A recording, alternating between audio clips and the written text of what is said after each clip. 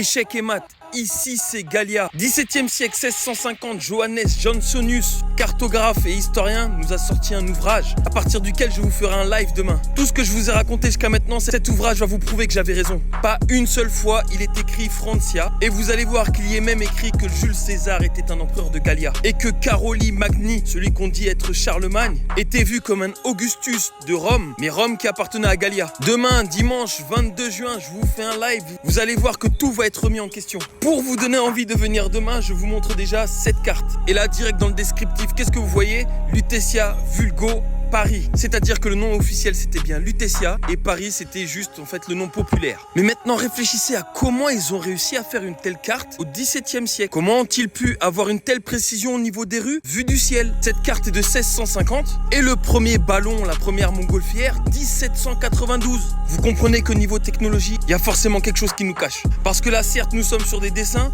mais ils sont aussi précis que Google Earth. Et c'est pas moi qui le dis, je l'ai fait vérifier par ChatGPT. Donc demain, si vous voulez entendre enfin la vérité, soyez bien présents à 20h30. Et surtout, pensez à partager massivement afin que nous soyons extrêmement nombreux à rétablir cette vérité qu'est Gallia. En vous souhaitant une bonne soirée